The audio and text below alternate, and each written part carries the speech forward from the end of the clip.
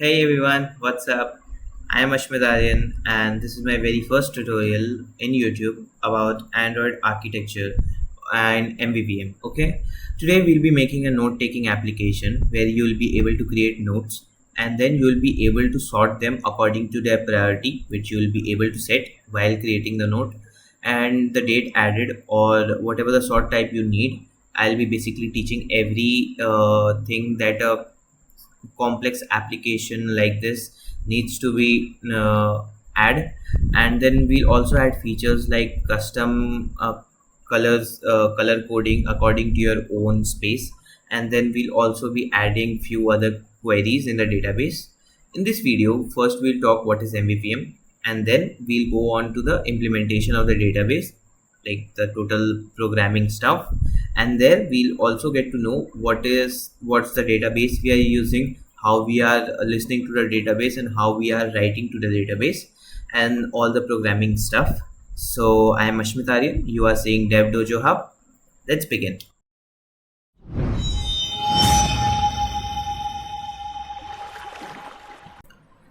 Let's first see what is MVVM. MVVM basically stands for Model-View-ViewModel.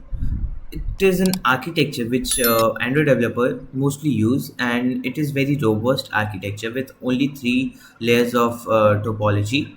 Let's see it. I have a PDF that basically describes the topology of MVVM. As you can see, there are three level of programming to be done here. First we have the model, then we have the view model, and then we have the view. uh, in these all the levels there are different type of topologies that we learn, or different type of terms that we learn, and we'll also use throughout our whole programming series. Okay, first in the base we have the SQLite, or the database, or the web services what you are opting, where you can keep your users data or the data that users want to save for your application. In this particular application we'll be saving notes, which basically consist of the title, the description, the priority that you set, the date when it is added, and the color, which is the color coded scheme that you are opting for. Okay, so whether it can be set in the SQLite or whether it can be set in a cloud database. Okay, like you can set it in a AWS. Okay, you can set in Google Cloud, and you can even set in Firebase or somewhere other in cloud services.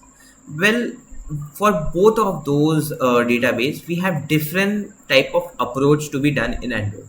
For SQLite we go for something like a model. Okay, where in the model we usually go with the wrapper class of room is basically a Android wrapper class which wraps around the SQLite base, and then it actually talks to the database. We cannot actually talk to the database in a very robust manner, because it will always send us raw data. Room is the library in Android which actually formats that data according to the language that we can understand. Okay, or you can even say that room is the language barrier, or the room is not I'm very sorry, room is not the language barrier, but the room is actually the language resolver which comes between me and the other database. Okay, a human readable form is given from room, which is not given from directly to database. Okay, now in the web services comes the retrofit or the remote data source. Now basically both things are very similar, but there's one major difference.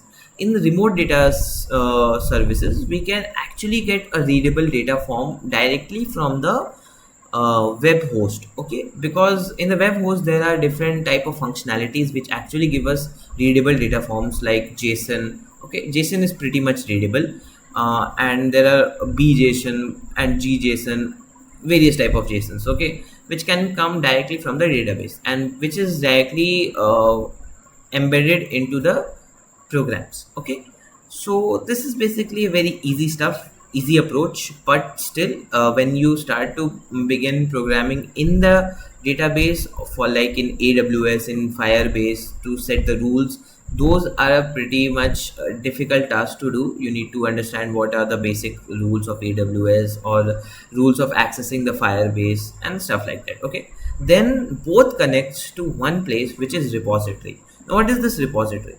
Well, repository is very optional for the whole structure, but we actually opt it because repository helps us to converge both of the database, web clouds and the local database, into one.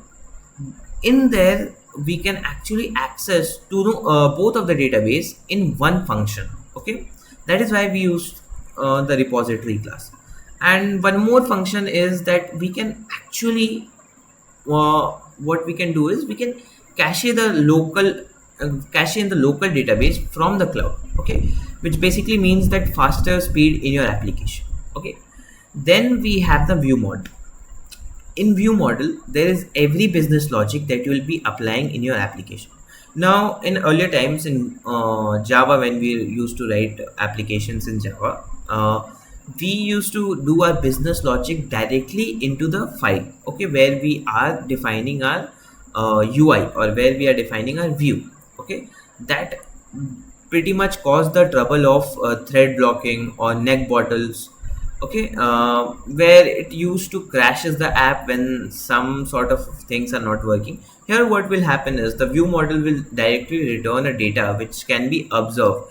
If the data is not changing, we can directly say that the app is not working, please restart the app. It will not crash, so it enhances the user experiment. Okay, now how does the view model work? View model is simply a wrapper class which consists of live data or mutable state flow or data types of other types. Okay, which gives the data directly to the view and takes the view actions. Okay, now what is this action? Action is like the button click. Okay, or whether you are using the drop down, or whether you are using the drawer, navigation drawer, things like that. Those are called actions. When the action pass through the view model act according to it. Like if you are clicking the button and you want something like yes, saved, something like a toast that is saying yes, the note is saved. So what it will do is the view will send an action E, and the view model will check if E is a button click. If E is a button click, then it will send a data which is saying that yes, it is saved, and in the view we can just directly display that data. Okay, this is how the view model and the model work, which is basically the MVVM. One more thing to be added in MVVM, the very crucial part of the whole system is the view model, because that is basically the middle structure, or the middle or the talkative person that usually used to connect it between the silent person and the person who is using a lot of information. Okay, now you can act as a like three persons are in a room where one person has a lot of information but does not talk in a very senseful manner. Another person has no information but know how to showcase it, and the middle person knows how to get the information from the left person to the right person. Okay, this is just a simple basic architecture. Now let's move on to the Android programming part. Okay, in this program we'll be using Android Studio. Pretty much everyone uses Android Studio nowadays. Earlier we used to have in Beans, I guess, and Eclipse Studios, but those are now depicted. I don't know, I have not used them in ages. Okay, first we'll use a new project, empty activity. The name of a project can be anything, whatever you like. I'll keep it notes taking app. I know, not a very creative name. I'll just change the package from example to dev dojo. Okay, now the minimum SDK can be like yeah, leave it as it is. Okay, now let's finish it. Done. It will sync some files. Now let's just understand the basic structure of this application. This application will be having three main levels of folders. First is the main folder, which will be containing every other subfolders. Then there is the model folder, or the model class, which we saw in this whole architecture. Then we have the view model and the view.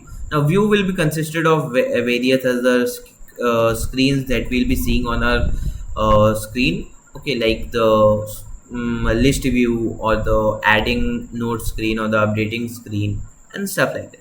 Okay, and then there is one more class which is the util class. Now utils are basically utilized packages that we'll be using every now and then in the whole series. Okay, let's make first the model package, which is just model. Okay, one advice from my side: don't keep the package name in a capital. Basically it's not meant to be kept, but you can keep it, there's no harm, but still help from my side. Okay, now this model will have one more package, which is just room. Okay, now see what happens is in new Android Studio, I don't know why, is it a bug or is it a feature, I don't know what, it actually creates a hierarchy of folders like room.model.what and the stuff that you put another, it does not create the separate folders in it. Okay, so for that you need to actually put a file inside one of the other folders. I'll just do it. Let's take it as room down. Don't be confused right now. Okay, I'll explain you everything. Now just take a new Kotlin class, anything like dev, and just refactor it. Where is the refactor? Yes, not rename, just refactor it to the, okay, I don't know where it is, just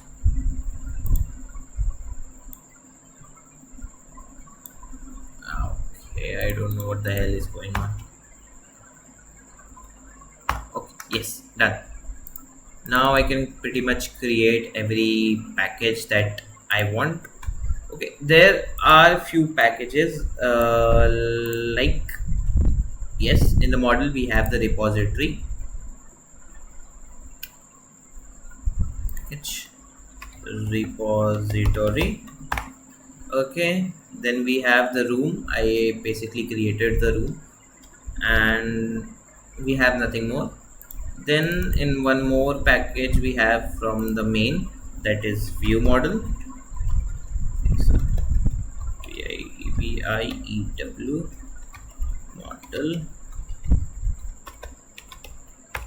which will create all the view models that we'll be creating. And then there is a screen or the views that we are talking about. Okay, it created a class, I'm very sorry, it created a class, I'm not talking about a class but a package, scren.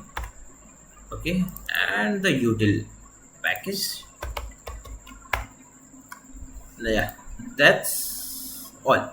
Now we need to add a few Gradle dependencies, basically all the dependency that we'll be using for room. Now let's explain the dependencies to you. First we have the compose dependencies, where there is a life cycle, view model life cycle, which is basically compose view model life cycle. Then we have the navigation compose, then we have the material icons, then the navigation hilt navigation compose, basically the same part. Now then we have the coroutines. If you are into Kotlin programming, if you, and then you might know what is coroutines. If you're not, then I basically I'll have my advice given to you that you see Kotlin programming first, you understand how the Kotlin works, how threads in Kotlin work, and variable and stuff like that. Okay, totally beginners to advanced Kotlin video, and then you will be able to you will be able to get what I am doing right now, because I won't be explaining at every step, every smaller step. That will take a very long video.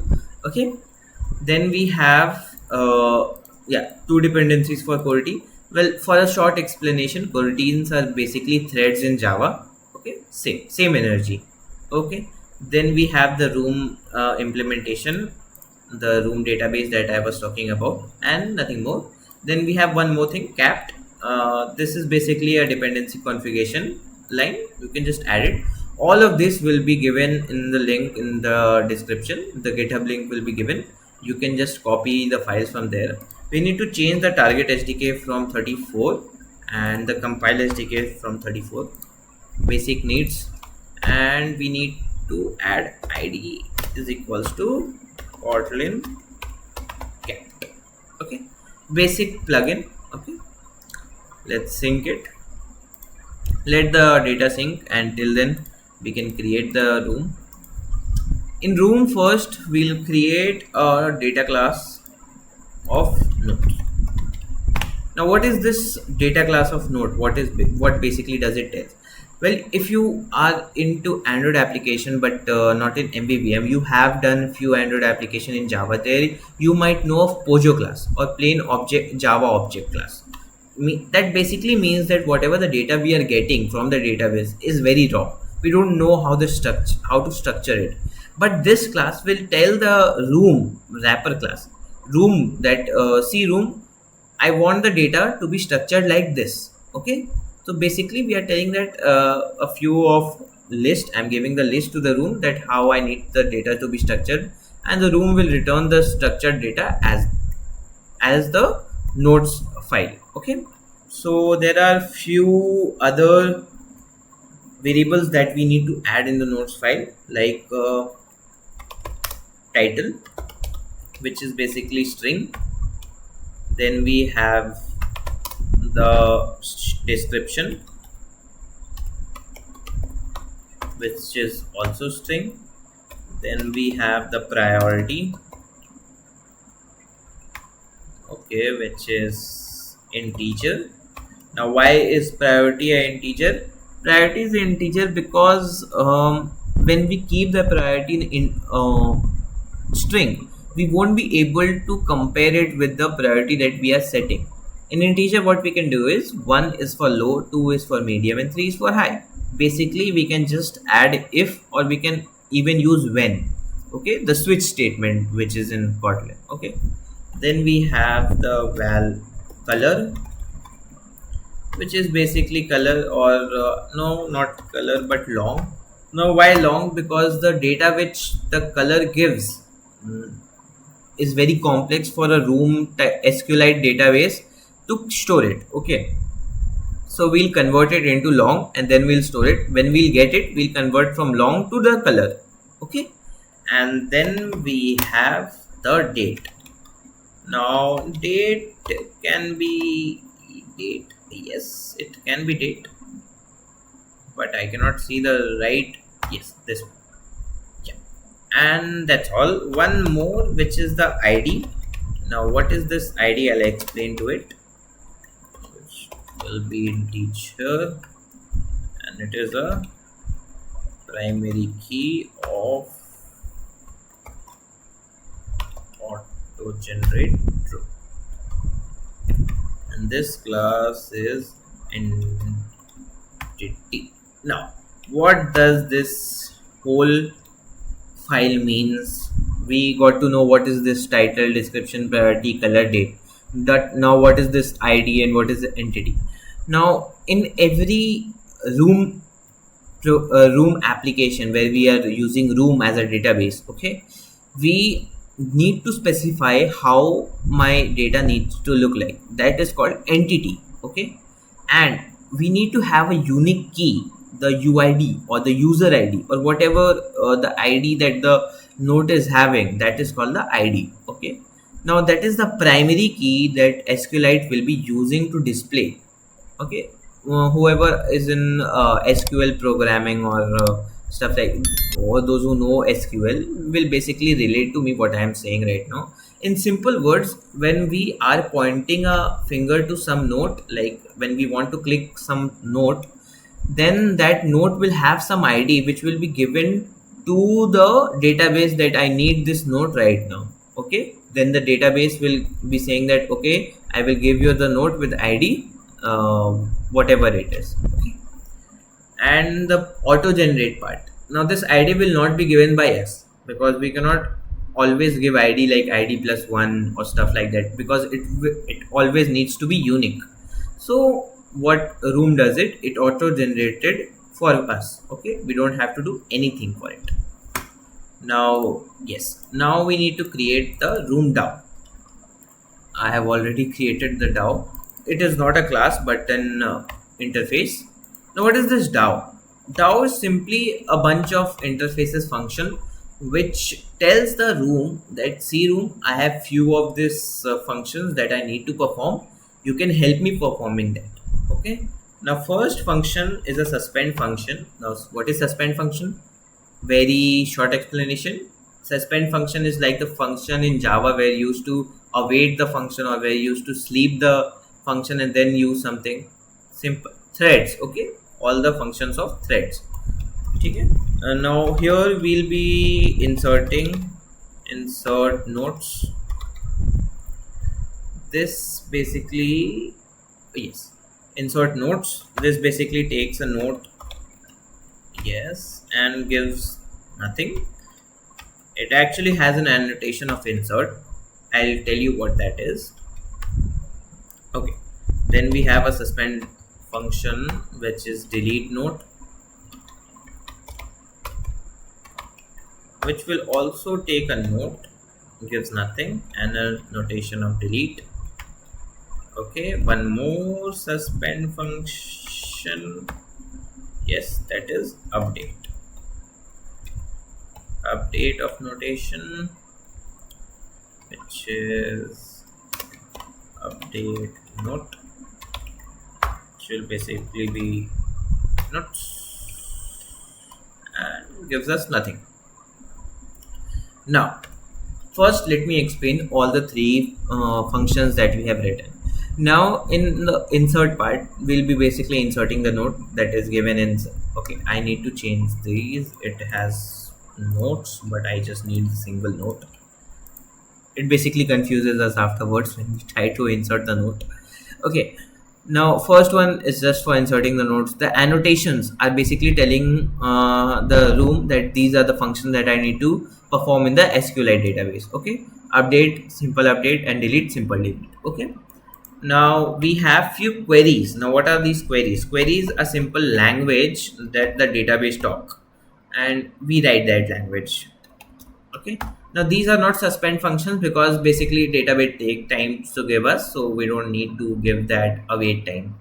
Okay, now first we'll get all the nodes, get all nodes, which will take nothing but will give a flow. Okay, which flow is this? No, I don't want this flow, but I need the coroutine flow. Yes, this flow, which will, yes, now which will take a list of nodes. Okay, now what's happening? No type argument. Okay, we'll fix this. First we'll write the query. What is this query?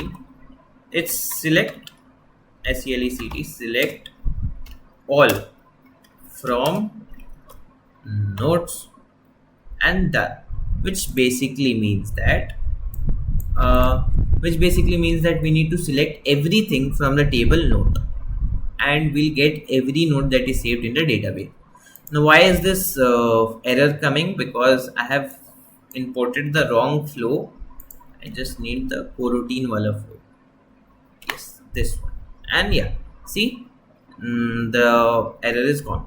Now we have few queries like this where we'll be doing few. Why is this not working? Oh yes, yeah. First we have a query where we'll select LECT, select this from nodes where, yeah, before that I need to write the function also, which is basically get nodes by date, which will take a date, I guess. Okay, let me see if I am getting the notes by date. What all I need? I don't need anything, but I need to sort it the date. Yes, I need to sort the date, which basically means that I need to have a date sorting, which is not where but order by date ASC or DESC. Now, what is this DESC or ASC or order and stuff like that? Basically, I am telling the database that select everything from nodes and order it by date, which is descending. Like the oldest will be upon and the newest will be down. Okay. Now, this function does not take any parameters but gives us a parameter of flow of list of nodes. Okay. Then we have a query where we'll be setting the nodes according to the priority. Yes. Then we'll be select all from nodes where not where order by priority. I can have ascending, but I'll have descending. What descending does is high priority first, then the low priority. That is why descending. Okay, and it will like get nodes by priority. Okay, takes nothing as an argument and gives us the same flow data type return. Okay, I'll explain the flow also. Then we have one more query which is basically telling us that select this from nodes where or not where but update, sorry,